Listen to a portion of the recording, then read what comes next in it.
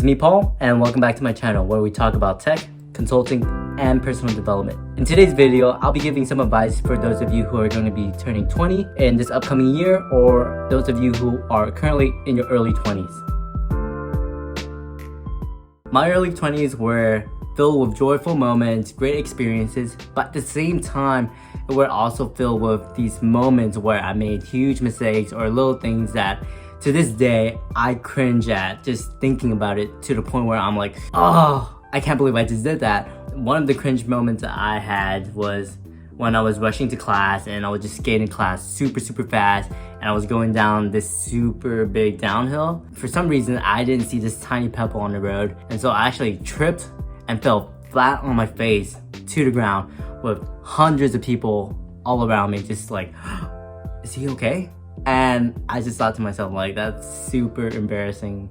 Anyways, let's talk about my early 20s. For my first couple years of my early 20s, I actually spent the rest of my time finishing school and graduating with a computer science degree. And after graduating, I actually took a 3-month hiatus from school and not joining the workforce yet. And I just decided to go on a backpacking trip with a couple of my friends to Europe and just experience the world and go on adventures.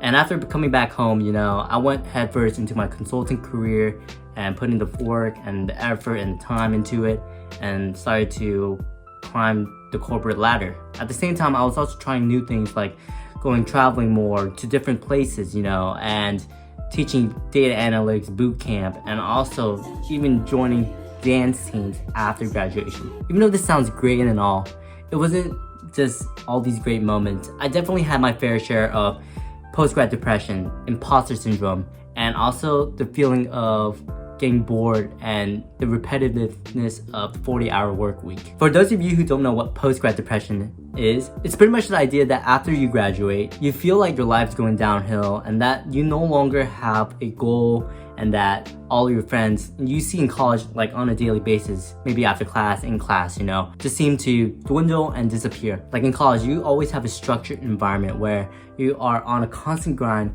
going from class to class, taking test after test, to hang out with friends in class after class, and just ultimately, partying. And then suddenly the day that you graduate and the days afterwards, it's all over, that stopped. And then you get the feeling of, what do I do with my life now type of feeling. And so that's pretty much post-grad depression. There's other varieties and severities of it, but that pretty much sums that up. So that's pretty much my experience in my early 20s. Anyways, let's get back on track and actually talk about some advice.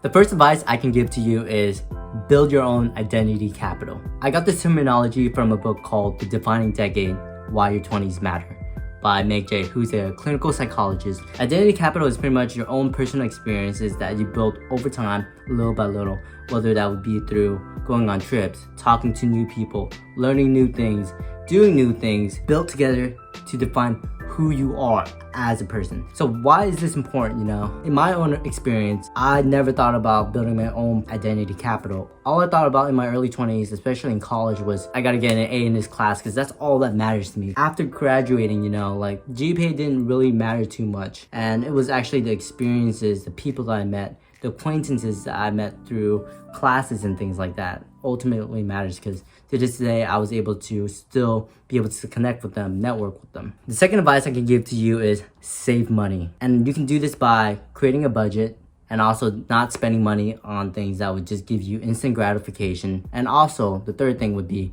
live below your means. And what that means is that if you make $2,000 a month, try to not spend over $2,000 a month. Rather spend, let's say, $1,500 a month and save $500, whether you want to save that for your emergency fund or invest it so that it grows over time. The third advice I can give you is invest early. And you can do so by maxing out your Roth IRAs, also investing in your company's 401ks, as well as your HSI, which is your health savings account. And so by doing that, you're for sure going to be building your value over time. The reason I mentioned that you should invest early is because time is of the essence. Investing now and 10 years down the road could mean you could be losing up to hundreds of thousands of dollars and even millions of dollars depending on what you invest in, right? One of my favorite quotes that I've heard throughout the years was, the best time to invest was yesterday. the second best time to invest is now. Just keep that in mind and try your best to invest early. The fourth advice I can give to you is be okay with being alone. I know for me in my early 20s, after I graduated, I actually stopped seeing a lot of my friends, and so I felt very lonely during that time and didn't understand the idea that it's okay to be alone and it's okay to do things by yourself as well. And so that's why I'm giving you this tip, is because part of post-grad depression is that you won't see your friends every single day. People have other priorities like work or family, that they need to tend to. So how can you go about being okay with being alone? Well, being able to accept that it's okay to eat out alone. It's okay to go to the movies and watch it by yourself, It's totally fun, and slowly you'll build over time that it's kind of cool and awesome. And so when you do actually meet your friends again, it feels so much better as well. The fifth advice I can give to you is that you're going to make mistakes, and that's okay. Mistakes are inevitable in your early 20s. The most important thing about making mistakes is that you learn from them. Try to understand why that mistake happened and be able to reflect on it so that in the future you won't make the same mistakes again. And so for those of you who are stressing about, let's say, work or something, that you're scared to make a mistake during work, make them, because at the end of the day, you're just going to be learning and growing from that point forward. Another quote that I really like that really emphasizes this idea is that good decisions comes from experiences, but experiences comes from bad decisions. The sixth advice I can give to you is learn how to have a work-life balance. I know when you're in your early 20s, sometimes you get the idea is your career is so important. You gotta put in so much effort, so much time. You gotta make sure that you're gonna be on track to keep on getting promoted year after year after year. For me, that burns me out. But by understanding that you have other priorities in life and that you have other passions in your life and trying to balance out, hey, I'm gonna keep a 40-hour work week with doing this and that and spending the weekends with my loved ones, I'm able to maintain that balance and be okay and not burn myself out too quickly. Tip number 7 is take care of your physical health. It feels like in your early 20s, you feel so invincible that your body can just keep on doing things, and it feels like you're always gonna be healthy. Like, for example, in college, you may be chugging down like 6 bottles of beer and you're gonna be okay and not having a hangover. As you get older, you can't be doing that anymore, and definitely can be a slippery slope with other priorities that come into your life. Like, for example, your work. Sometimes work can be stressful, and that makes you not want to go work out after work because you're just too tired, and sometimes you just don't want to cook at home for a healthy meal because again, you're so tired, and that makes you want to go eat out more often, and it's just like snowballs into a bigger problem as you start to get older. It's better to start with a healthy habit now instead of trying to fix it 10 years down the road. The 8th advice is take care of your mental health. It's as important as taking care of your physical health. I know there's a stigma around mental health being negative, we shouldn't be talking about it, but I want to raise that.